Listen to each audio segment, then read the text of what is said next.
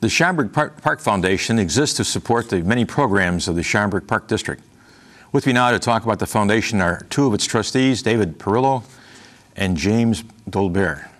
Well, thanks for being here. Good afternoon, Mayor. Thanks for inviting us. Yeah, well, tell me a little bit about the foundation. When was this started? Oh, the Schaumburg Park Foundation is a 501c3 organization, and boy, Jim, over 30 years ago now? I believe so, yes.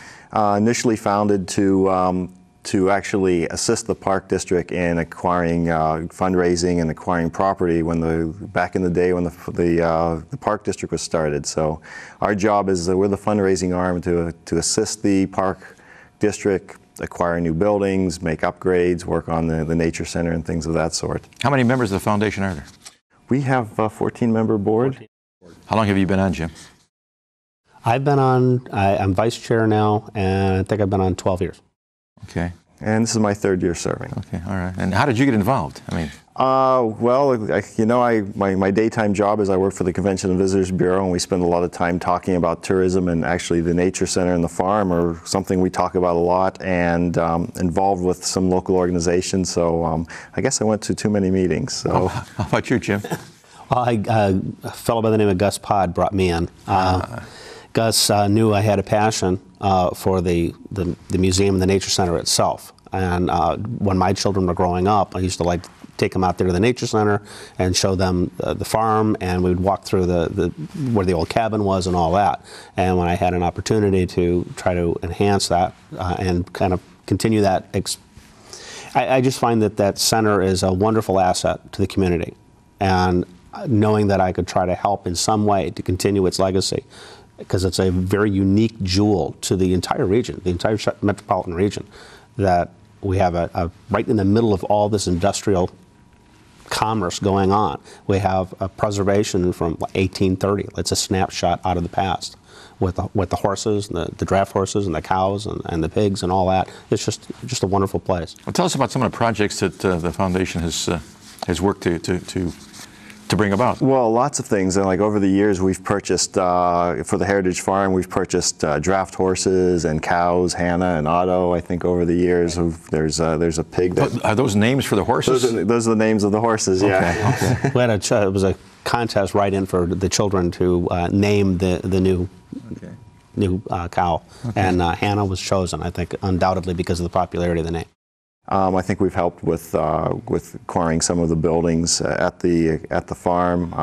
Recently, I think there was a Lowe's development with a shelter that we helped to rebuild one of the shelters, and within the. Well, Lowe's contributed the lumber and everything. Lowe's contributed the lumber. And they co-sponsored it along with the foundation board to get that erected. So you guys are out there building it, or did somebody else build it? And There's been a lot of both, yeah. We've had some sweat equities from some of the service clubs. I know some of the Rotary clubs have come and helped with us paint, and we've done our share. We've gone out there and pulled weeds and helped sell plants and things of that sort. So you're fundraising right now, aren't you? We are fundraising right now. The Spring Valley Nature Center Museum is very interesting, and I think it gets about 85,000 visitors a year, but it's becoming obsolete. And what the museum is something to promote an understanding of nature here in the suburbs to especially young people. And there are interactive displays, things that show prairie grass, things that show birds and things of that sort. And they're starting to be, they're getting old. And we're concerned that we want this to be updated and relevant and educational. Now, where's that museum on the site? Where specifically is it located? It is within the Spring Valley Nature Center itself, which is just off of, that's just west of the corner of Plum Grove and Schaumburg, and it's the first building that you enter. Okay, so as you come up the gravel driveway, it's the one on the left. It's the one on the left. Right. And then right in front of you, you have the garden, the vegetable garden, right? That's correct. That's correct, right. Okay, all right. I know they have classes there, and they have folks dressed up like early settlers. Oh, back in the Nature Center, that's really, there's a full-time farmer that'll actually show you how to plow fields with draft horses, will explain the way of life, the agricultural and equine way of life. There's a home you can go through to see what the German farmers lived like. It's interesting. There's German sayings on the walls and things of that sort. And it's really as Jim has mentioned, it's really interesting. You step back in time, it's serene and quiet, and you don't hear the traffic, and you really can't see over the treetops. Now, that was Sarah McGinnis's house, wasn't it? Sarah, I think so, She yeah. was the first clerk in the village of Schaumburg, back in 1956 in a corporation, and her house was moved from the corner when they straightened out Plum Grove Road. And I think the barn was moved too. Yes, I think so. Yeah, the barn is from the old Hogan farm in Schaumburg, and they actually had a barn raising. I'm sure the foundation was involved in that. On a very, very hot summer day, they come up there, and they had the people who knew what they were doing. They had volunteers like me who just, all right, pick up that end of the lumber. Coffee? It's like, do you need coffee? Can I help you? And no, actually, we lifted up timbers and let the experienced carpenters do all the carpentry work. But so you're a vice president, you said, of The foundation board. Yes. Who's the president of the board? Well, actually, Glenn Shergott is the past president, and Bob Schmidt is coming in as our president this year. Oh, from the Park District? From the Park District, correct. Okay, all right.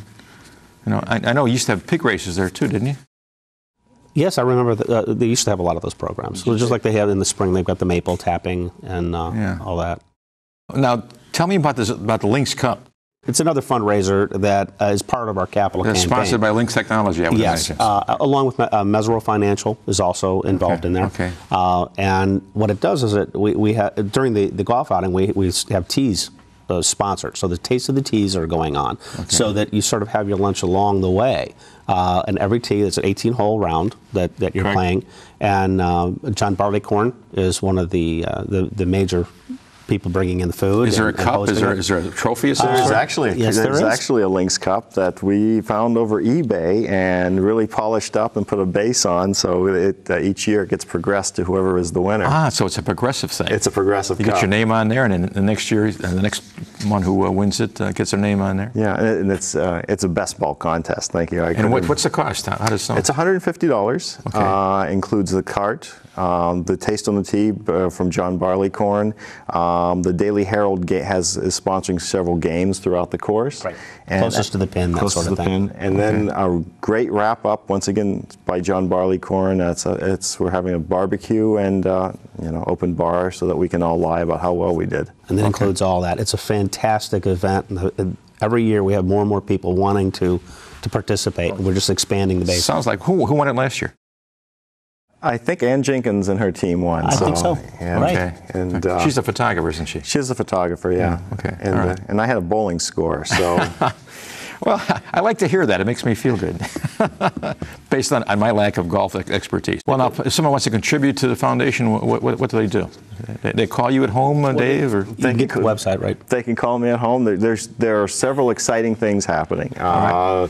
Well, in 20 seconds or less, let's hear them. Well, first, there's a raffle. It's called Golfapalooza or Family Free Raffle, and it gives someone an opportunity to win up to $10,000 worth of free golf or free family experience. And how much are tickets? $20. And they contact the foundation, and the number's on the screen here somewhere, probably. Yeah, or www.parkfund.com. Okay.